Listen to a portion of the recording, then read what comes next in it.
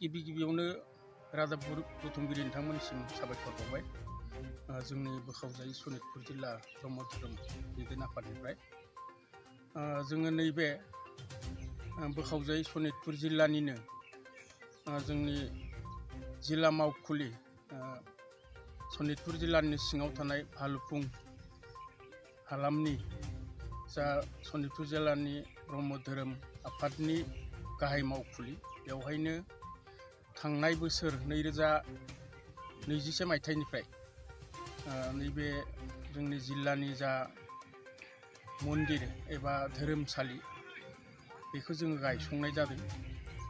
दा बे जोंनि बे धोरोमसालि मन्दिरखौनो जोङो जाफुंहोनो थाखाय थांनाय सनितपुर जिल्लानि 22थि बोसोरारि जथुम्मायाव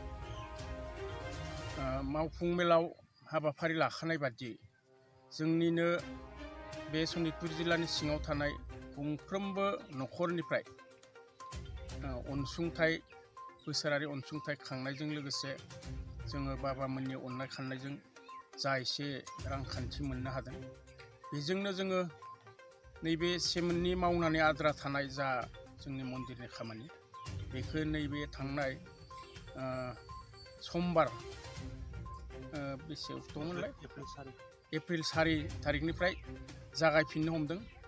दा बेखौ जोङो थांनाय समबारनिफ्राय मावै दिनै 6 सान जाबाय। दा बेखौ जों ओरैबायदि हाबाफारि लादों जे सनितपुर जिल्लानिनो सिङाव थानाय गंफ्रोमबो आन्सलिकनि प्राइमारिनि भक्त आफामोना गाव गावनि श्रमदान जेरै मा होनो बेखौ गावखौनो गाव गथाय सोमनानै मावसोमफैनायनि हाबाफारि लादों। बेवहाय रोंगौथि गोनां माखासे मिस्ट्रि खामानि जेरै आखाइनि हाबा मावनो गोरों न' लुनायाव बे बाबामोनाबो फैदेरनायजों लोगोसे जोंनो दाखालि थांनाय समबार 4 एप्रिलनिफ्राय जागायजेनबाय। गिबियावनो ढेकियाजुलि आन्सलिकनिफ्राय आफादगिरि नेहाथारिजों लोगोसे बे आन्सलिकनिनो 60 मावथिफ्रा फैनानै मावजेनफैबाय। दा बियो फैयै दिनै सानब्रैसिम सानब्रैयाव आगान सुरदों। दा ढेकियाजुलि आन्सलिकनियानो आरोबाव गासै 7 सान बेवहाय मावफुंनायनि हाबाफारि लादों। दा बेयो सोलिगासिनो दङ। दिनै दान्दिसे सम दा दोनथ'नाय जादों। जोङो बे जिल्लानि जा सिबिसालि मन्दिर लुदों बेखौ जों सान्दों देग्लायो जिहेथु दैज्लां बोथोरबो सफैबाय थेवबो जोङो खनसे जों जिल्लानि सिङावनो थानाय गासै भक्तफोरनाव अनसुंथाइनि थाखाय जोंनिफ्राय माखासे अनसुंथाइ खांग्रा माखासे गिदिंनानै जाय भक्तफ्रा बे मन्दिरनि मुङाव सिमेन्ट रड बायदिसिना बाननो थाखाय गोसो गुदुं दङ बे आफामोननिफ्राय जोङो बेखौ आजावनायजों जा हायो देग्लाय जोङो बेनि जिथु मेन फाउन्डेसन एबा भेटा बेखौ जोङो जाफुंहोथारगोन। बेनि उनाव जोङो फिनै फैगौ बोसोराव आरोबाव नाजानायनि गेजेरजों बेखौ जाफुंहोनो थाखाय जोङो नाजाथारगोन आरो जों ब्रह्मनि अननायाव जाफुंगोन बेखौ आसा खालामनानै रादाबखौ दोनथ'बाय।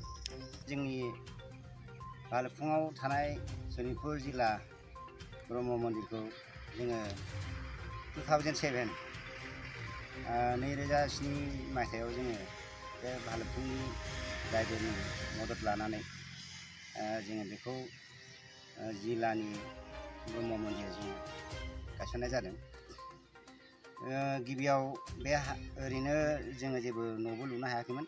दा बेहाय बै समनि 2008नि आफादगिरि नेहाथारि जिल्लानि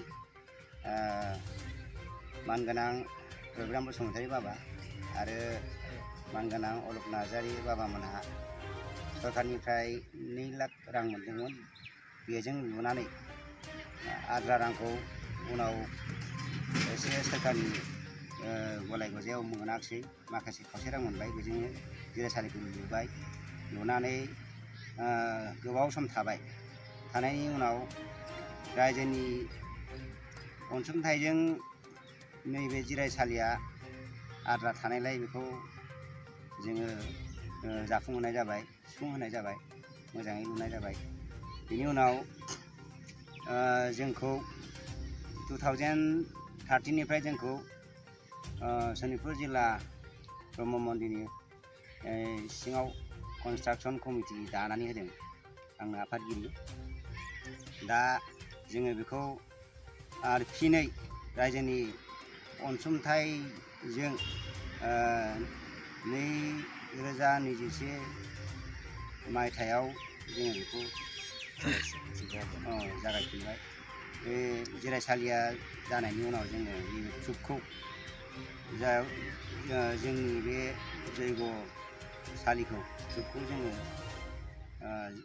जिल्लानि गासैबो आरो सेन्ट्रेलनि गासैबो बाबामोना फैनानै बेखौ गायसनलांदों आरो बाहाय जोङो फिनै बेखौ लुनानै दा आद्रा थानायखौ दाखालि नैबे 2 एप्रिलनिफ्राय दा जोंनि जिल्ला कमिटिनि सिङाव थानाय जिल्लानि प्रस्ताब बायदियै बेखौ लुफुंनायनि थाखाय गासिबो रायजोफोरनिफ्राय आरो आनसलिकनिफ्राय हेफाजाब एबा मावफैनांगौ होननानै थांखि लानायलाय दा धेकियाजुलि आनसलिकनिफ्राय जानानै बाबामोनहा गोसो गुदुं जानानै बेखौ दा लुगासिनो दङ दा जोंबो बिनि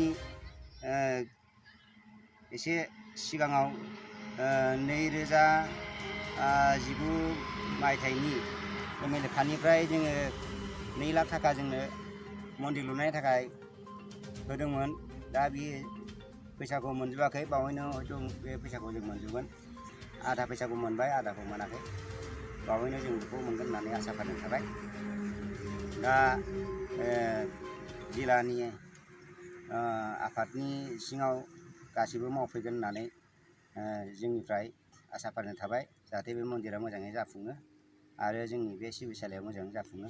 नोंथाङा सरखारि साख्रि नागिरदोंना?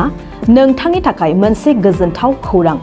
नोंथांनि थाखाय दं एडुकेट पइन्ट, जेराव नोंथाङा सोलोंथाइ लानायनि गेजेरजों सरखारि साख्रिनि गुबुन गुबुन रोखोमनि गोब्राब आनजादफोरखौ उथ्रिसारनो हागोन आरो गावनि आथिङाव गसंथानो हागोन। बे एडुकेट पइन्टआव नोंथांमोना SSC, bank PO, bank clerk, bank SO, UPSC, FSC, defence, railway, state, state, insurance, AAO, ADO, एसिस्टेन्टजों लोगोसे स्टेट लेभेल जब आरो माखासे सरखारि साख्रिनि आनजादाव गोनांथि जानाय आयदाफोराव सोलोंथाइ लानो हागोन।